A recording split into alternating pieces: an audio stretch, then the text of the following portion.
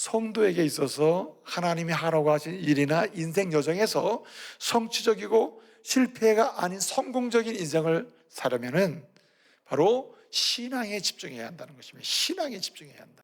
그러므로 오늘 사무엘하 말씀을 통해서 저와 여러분이 신앙에 더 순결한, 신앙에 더 아름다운, 더 복된, 더 좋은 신앙으로 나아갈 수 있는 은혜가 있기를 말씀으로 축복합니다. 그래서 신앙이 있는 게 중요한 게 아니라 순결한 신앙, 더 아름다운 신앙, 더 좋은 신앙으로 나가는 것, 이게 중요하다는 말입니다. 그래서 사무엘하는 이 다윗 한 사람을 그냥 이 신앙의 여정을 소개하는 것처럼 보여도 다윗 신앙을 바라보면서 오고 오는 믿음의 세대들이 무엇을 발견해야 됩니까? 어떻게 하면 더 순결한 신앙으로 나감으로써 성취하는 하나님의 사람, 하나님의 마음에 맞는 사람으로 쓰임받으면서 성취하고 성공적이고 아름답고 하나님을 기쁘시게 하고 더 아름다운 결실을 맺는 인생을 살 수 있냐의 문제를 오늘 알려주고 있는 거예요. 그러므로 여러분, 오늘 이 말씀을 세밀하게 함께 살피면서 저와 여러분이 오늘 신앙보다 더 좋은 신앙으로, 오늘 신앙보다 더 순결한 신앙으로, 오늘 신앙보다 더 아름다운 신앙으로 나아갈 수 있는 은혜가 있기를 말씀으로 축복합니다. 여기 여호와의 손에 빠져 산다는 말은 이제 오늘 본문에 14절에 나오는 말인데, 여호와의 손에 빠진다, 이 빠진다는 말이 니페라가 오는 말이에요. 니페라, 빼야드 여호와. 빼야드라는 말은 그 눈 앞이라는 뜻이거든요. 그러니까 이 여호와의 손에 빠진다. 야드, 손이라는 말이고, 빼야드 하면 손 안, 그 안쪽, 눈 안쪽, 손 안쪽이라는 말이거든요. 여호와의 손 안에 아주 푹 빠진다는 뜻입니다. 굳이 말씀을 드리면 아주 fall in God's hand, 하나님의 손에 아주 푹 빠지는 상태예요. 푹 빠지는 상태. 그래서 이 여호와의 손에 푹 빠질 때 이 사람은 어떠한 삶의 여정에서도 하나님이 마음에 맞다 하시면 쓰실 때마다 성공적인, 성취적인, 아름다운 그런 결실을 맺게 되는 것입니다. 그러므로 좌우 옆 사람 서로 축복하겠습니다. 아주 여호와의 손에 푹 빠져 사시길 바랍니다. 이렇게 축복하시기 바랍니다. 여호와의 손에 푹 빠져 사십시오. 여호와의 손에 푹 빠져 사는 게 중요하다. 그래서 오늘 사무엘하는 여호와의 손에 푹 빠져 사는 방법이 뭔지를 알려줍니다. 어떻게 하면 어떠한 넘어지고 쓰러짐에도 불구하고 결국은 순결한 신앙으로 다시 환원, 회복돼서 하나님께 쓰임받는 사람, 성취하는 사람이 될 수 있는지를 알려줘요. 푹 빠져 사는 방법이 뭐냐? 여호와의 손에 푹 빠져 사는 방법. 첫째는 오늘 여기 말씀 보게 되면은 가장 중요한 것이 뭐냐면 하나님의 약속의 말씀을 기다리며 사는 것입니다. 따라합시다. 기다리며 사는 것. 기다리며 사는 거예요. 기다리며 산다. 여러분, 사무엘상 16장을 보면 16장 13절인데 사무엘상 16장에서 이런 일이 벌어집니다. 하나님께서 사무엘을 이새의 집으로 보내요. 그래서 사울이 하나님의 버림을 받았기 때문에 사울의 뒤를 이어서 이스라엘의 왕이 될 사람을 세웁니다. 그래서 이새의 집에 가서 아들들을 다 지나가게 해요. 다 불러라. 그래서 큰 아들부터 이제 마지막까지 부르는데 이새가 7명만 부르죠. 8명의 아들 중에 7명만 부른단 말이에요. 그 첫째 아들 엘리압이 지나가요. 여러분, 그 키와 용모가 너무너무 잘생겼기 때문에 사무엘이 어떻게 합니까? 기름을 부려고 하죠. 이 사람이 사울 뒤를 이어서 이스라엘 왕이 될 사람이구나. 기름 부려고 해도 하나님이 안 되죠. 뭐라고 하십니까? 나는 키와 용모를 보지 않는다. 나는 중심을 본다. 하시면서 다른 사람을 찾게 하잖아요. 둘째 아들 아비나답이 지나가요. 셋째 삼마가 지나가요. 넷째, 다섯째, 여섯째, 일곱째 지나가요. 없어요. 더 아들이 없습니까? 사무엘이 그렇게 질문할 때 이새가 누굴 데리고 옵니까? 말째가 있는데 해가지고 이제 다윗을 데리고 오는 거 아닙니까? 자, 결론은 어떻게 됐습니까? 이렇게 해서 다윗이 기름 부음을 받죠. 당신은 이제 이스라엘의 왕이 됩니다. 왕으로 기름 부으십니다. 하나님이 왕으로 지명했습니다. 기름을 붓는단 말이에요. 사무엘상 16장에서 왕으로 지명을 받아요. 그런데 여러분, 왕으로 지명받고 난 다음에 일어난 일이 뭡니까? 좋은 일이 일어났습니까? 잠시 잠깐은 좋은 일이 일어난 것처럼 보였으나 진짜 핵심은 뭡니까? 기름 부음 받고, 네, 왕으로 지명받고 그 뒤에 이어지는 다윗의 이야기는 고난, 고통, 눈물, 아픔, 절망이에요. 세상적으로 완전 절망입니다. 그냥 적당한 절망도 아니고 완전 절망이에요. 완전 절망이라. 완전한 인간의 절망에 빠지는 거예요. 여러분, 사울 왕이 다윗을 죽이려고 함으로써 도망다닌단 말이에요. 계속 도망다니는데 여러분, 이스라엘 땅이 얼마나 좁습니까? 이스라엘 땅이 굉장히 작거든요. 숨을 곳이 없기 때문에 블레셋 땅까지 망명을 갑니다. 블레셋 땅까지 망명 가요. 심지어는 미친 짓도 해요. 살기 위해서. 멀쩡한 사람이 미친 짓을 해야 살아나야 되는 이런 상황, 이게 얼마나 절망적 상황이에요. 그런데 여러분, 오늘 사무엘하러 왔죠. 사무엘하 2장 4절에 드디어 이스라엘의 왕이 됩니다. 사무엘상 16장에서 사무엘하 2장까지 오는데 그 기간이 무려 15년이 걸려요. 15년.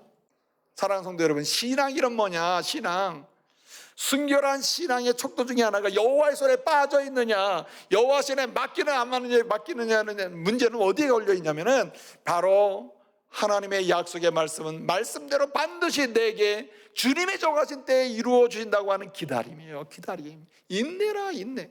그래서 여러분, 신앙의 다른 말을 한다면 굳이 말씀드리면 인내하는 거예요. 약속의 말씀을 따라 인내하는 거예요. 기다리다 보면 주님이 약속한 것은 반드시 이루어진다. 기다리다 보면 주님이 약속한 길로 걷게 하신다. 기다리다 보면 반드시 지금 못 보지만 그날에는 보게 하신다. 할렐루야.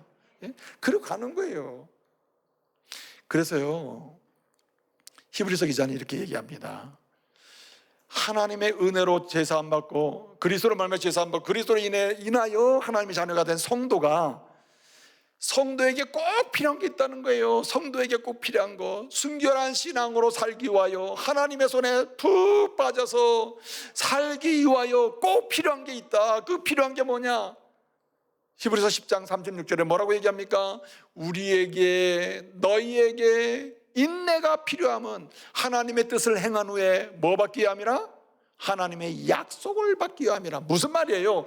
내게 주신 약속의 말씀이 성취되는 것을 보기 위함이라. 할렐루야. 그러므로 여러분, 힘드십니까? 아프십니까? 고단하십니까? 괴롭습니까? 가정에 말 못할 괴로움이 있습니까? 개인적 여정의 괴로움이 있습니까? 아니면 코로나 속에서 여러 가지 직장의 괴로움이 있습니까? 여러분이 정말 의지될 분은 주님의 손이에요. 주님의 손. 주님은 여러분에게 약속하십니다. 하나님의 백성을 향해서는 약속해 주세요. 내가 너를 지명했다고 말씀하셨으니 버리지 않습니다. 내가 너를 향하여 예비한 것이 있다고 하셨으니 반드시 주십니다. 그러므로 약속한 것을 이루실 주님을 기다리며 인내하며 승리하시는 은혜가 있기를 말씀으로 축복합니다. 그래서 여러분, 약속의 말씀을 기다리는 인내하는 신앙, 이게 뭐냐? 여호와의 손에 빠져 사는 사람의 모습이에요. 또 한 가지는 오늘 여기 말씀 보면요, 하나님 제일주의라. 하나님 제일주의, 하나님 중심주의, 하나님 먼저, 하나님 우선 하는 신앙이에요. 여러분, 여호와의 손에 빠져 산다는 말은 다른 말로 뭐냐면은 하나님 중심으로 산다는 뜻이에요. 하나님 먼저라는 뜻이에요. 여러분, 다윗과 사울이 차이가 있어요. 다윗과 사울의 차이가 있는데, 사울도 하나님의 은혜로 왕이 됐잖아요. 다윗도 하나님의 은혜로 왕이 됐습니다. 그러나 한 사람은 버림받아서, 한 사람은 결국 많은 실패와 연약함이 있었음에도 불구하고 상황은 어떻게 됐습니까? 순결한 신앙으로 여호와의 손에 푹 빠져 사는 사람이 됐단 말이에요. 왜 그래요? 하나님 제일주의를 살았기 때문입니다. 어떠한 상황에서 하나님 제일이다, 하나님 제일. 여러분, 그 사무엘상하고 사무엘하를 이렇게 비교해 보면, 사무엘상에는 없는 사건, 사울에게는 없는 사건인데 다윗에게는 있는 사건이 있어요. 이게 뭐냐면 언약궤 사건입니다. 언약궤. 여러분, 사무엘상을 보게 되면 왕이 없을 때 엘리가 마지막 제사장, 예컨대 사무엘 앞서 제사장 노릇하는데 그 두 아들 홈냐 비누아스까지 다 타락했잖아요. 타락과 어두운 상황에서 블레셋이 쳐들어왔을 때 엘리가 어떻게 합니까? 우리가 이 블레셋과 싸워 이길 수 있는 방법은 뭐밖에 없다? 생각해 보니까 하나님의 성막에 있는 언약궤를 가지고 나가면 이길 것 같거든요. 그럼 이깁니까? 싸우는 자의 믿음이 중요하지. 근데 어떻든 엘리는 두 아들과 함께 전쟁에 나가는데 무엇을 가지고 나갑니까? 언약궤를 가지고 나가는 거예요. 언약궤. 어떻게 됐습니까? 빼앗기죠. 그 빼앗긴 이후에 이제 여러 가지 불행한 일이 많이 벌어지는 것입니다. 블레셋에서 뺏겼다가 그 다음에 어떻게 됩니까? 그 빼앗긴 이후에 이게 다시 이스라엘 땅에 정상적으로 돌아오기까지 시간이 굉장히 걸리거든요. 블레셋에 갔다가 나중에는 아비나답의 집으로 옵니다. 기랏 여아림 아비나답의 집으로 와 있는데 여기서 약 70년을 방치합니다. 여러분, 사울이 왕이 됐을 때 관심이 없어요.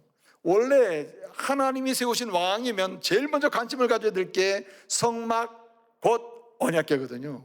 근데 사무엘상에서는 사울이 언약궤에 관심을 두지 않아요. 이게 기랏 여아림에 있는지 아비나답의 집에 있는지 70년이 돼가는지 60년이 돼가는지 관심이 없는 거예요. 그런데 여러분, 사무엘 하에 보면 다윗이 어떻게 합니까? 왕이 됐잖아요. 이제 5장에서 왕이 온 이스라엘의 왕이 됩니다. 왕이 되고 나서 왕이 통치할 수 있는 유일한 방법, 왕의 통치 원리가 있잖아요. 예? 대통령이 되면 나는 이렇게 통치하겠다는 통치의 어떤 그 원리, 예컨대 통치의 주제, 통치의 캐치프레이즈를 내건단 말이에요. 그런데 이 다윗이 내건 건 뭐냐면 하나님 죄일주의입니다. 하나님 죄일주의. 내가 이스라엘의 왕이 됐으니 앞으로 내가 이스라엘을 통치할 때 내가 이스라엘 통치하는 방식은 딱 하나다. 하나님 죄일주의. 여러분, 다윗이 이렇게 하나님 죄일주의로 살 때 무슨 일이 일어납니까? 7장에 보게 되면 하나님이 언약을 세워주셔요. 죄일주의로 사는 모습이 뭡니까? 다윗이 이렇게 얘기해요. 하나님, 내가 사는 집 잘 짓고 이제 언약궤도 이렇게 모셔왔는데 지금 보니까 하나님의 집이 너무 허술합니다. 이게 성막이 이게 안 되겠습니다. 성전을 줘야 되겠습니다. 성전 짓고 싶습니다. 하나님이 그 마음을 보시고 언약을 세우사 뭐라고 약속하십니까? 7장 4절부터 16절까지를 보면 핵심적인 내용이 내가 너의 나라를 견고하게 세우고 영원히 세워줄 것이며 대대로 너의 후손 가운데 왕이 나오게 하겠다는 축복까지 하시잖아요. 여러분, 여기서 계속 보여주는 게 무엇입니까? 다윗은 하나님 죄일이었다는 말이에요. 하나님 중심으로 살았다는 말입니다. 하나님 중심주의로 살았단 말이죠. 그래서 여러분, 언약을 세우고 7장에 보면 하나님이 그런 다윗을 귀히 보시고 죄일주의로 사는 이 다윗을 보면서 언약을 세워준단 말이에요. 너는 내 백성이 되고 나는 너의 하나님이 된다. 내가 너를 통해서 하나님의 영원한 나라 이스라엘 백성들을 견고히 하게 주겠다 이렇게 약속하니까 다시 뭐라 합니까? 너무 감사하잖아요. 하나님 너무 감사합니다. 나는 말로만 이렇게 내 마음을 표현해서 성전을 짓겠다고 했는데 하나님 제일로 여기고 싶어서 그렇게 말씀을 드렸는데 성전 짓는 것은 내 아들에게 짓게 하겠다고 하시고 오히려 내게 이렇게 말만 했는데도 이렇게 엄청난 복을 주니 너무 감사합니다 하고 기도를 해요. 그래서 7장 18절 보면 이하의 기도가 나와요. 감사 기도가 쭉 나와요. 7장 29절의 마지막 기도에서 이렇게 얘기합니다. 뭐라고 합니까? 주여 여호와여 종의 집에 복을 주십시오. 종의 집에 복을 주세요. 주 앞에 영원히 있게 주옵소서. 주께서 내게 말씀하셨사오니 주 앞에 영원히 있게 하옵소서. 아멘. 그렇게 기도를 해요. 이 기도의 핵심이 뭔지 아시겠습니까? 하나님이면 된다는 말이에요. 할렐루야. 하나님이면 된다. 예? 여러분, 다윗은요 하나님이 언약을 세워주실 때 너무너무 감사해가지고 기도를 하는데 기도의 결론이 뭐냐? 나는 주의 종입니다. 내가 이 세상에서는 이스라엘의 왕일지 몰라도 나는 종입니다. 주님 앞에는 종입니다. 종이 사는 방법은 주님 제일로 여기고 주님 앞에 서서 사는 길밖에 없습니다.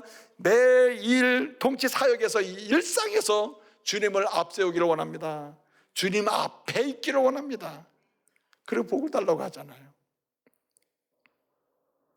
사랑하는 성도 여러분, 일상에서 매 순간마다 하나님 죄일주의로 사시기를 말씀으로 축복합니다. 다윗은 얼마나 악한 짓도 많이 했습니까? 밧세바 사건 때문에 또 밧세바를 또 간음한 다음에 또 뭔가 자녀가 생기니까 그 남편 우리아를 불러다가 또 동침케 하려고 숨겨보려고 했으나 그 우리아는 충성된 종이라 전시 중에 내가 아내와 함께 할 수 없다 그리고 도로 가버리잖아요. 그래서 최전선에 세워가지고 또 살인죄도 해요. 다윗이 죽이기도 합니다. 그 여파로 인해서 어떻게 됩니까? 여러분, 그 여파로 일어난 일이 뭡니까? 우리가 잘 알다시피 압살롬 그 다윗의 그 이복 그 뭡니까 그 누이와 오빠 동생 사이에 간음 사건이 근친 사건이 일어나잖아요. 예를 들어서 여러분 13장에 보게 되면 사무엘하 13장에 보게 되면 다말과 암몬 사건이 일어나거든요. 또 암몬이 다말을 그렇게 근친상간하니까 압살롬이 자기 누나를 건드렸다고 해가지고 어떡합니까? 암몬을 또 죽이다 살인이 또 일어나요. 얼마나 집안이 풍지박산됩니까? 그런데 이러한 상황에서도 다윗이 찾아가는 자리는 어디입니까? 하나님의 자비하심 앞이에요. 긍휼하심 앞이에요. 예? 다른 데 찾아가지 않았다는 거예요. 여호와의 손에 빠져 산다는 말은 늘 하나님의 자비하심 때문에 나는 산다, 하나님의 은혜 때문에 산다, 하나님의 긍휼하심 때문에 산다, 하나님의 은혜 때문에 산다, 이 고백 속에 사는 것임을 믿으시기 바랍니다. 예? 그래서 그 믿음의 고백으로 여호와의 손에 빠지고 있는 거예요 오늘. 근데 여러분 보세요. 하나님의 자비하심은 여러분 모든 걸 멈추게 합니다. 뭘 드렸더니 자비하심이 임재하게 됐죠? 번제와 화목제를 드렸더니 그 자비하신 은혜로 다 멈췄다고 했어요. 근데 재밌는 일이 있어요. 여기 25절을 보게 되면 다윗이 말해요. 번제와 화목제를 하나님께 드렸어요. 드렸더니 하나님은 어떻게 했다 그랬죠? 이 번제와 화목제를 어떻게 했다 그랬어요? 받으시고 라고 했죠? 안 넘어가네. 그렇게 하지 않았어요. 다윗은 번제와 화목제를 번제를 드렸습니다. 드렸더니 하나님이 그 번제를 받으시고 하지 아니하고 25절은 하나님께서 그 기도를 뭐 하시고? 들으심에 멈췄다라고 하고 있는 것입니다. 아니 지금 번제를 드리려서 번제를 드렸단 말이에요. 하나님께 번제를 막 죽을 때 죽음도 못 막고 백성의 죽음도 못 막고 내 영혼의 그 죽어가는 상태도 못 막는데, 그래서 더 이상 이제는 무능력이구나 하고 하나님의 자비만 기다리고 있는데 이 자비를 받을 수 있도록 번제를 드리래요. 번제를 드렸단 말이에요. 드렸더니 하나님께서 재앙을 멈췄다는데 어떻게 해요? 번제를 받으시고가 아니고 그 기도를 들으심에 재앙을 멈췄다고 해서 들으심에 재앙을 멈췄다는 말입니다. 번제를 드렸는데 기도를 받았다고 그랬어요. 이 재밌잖아요.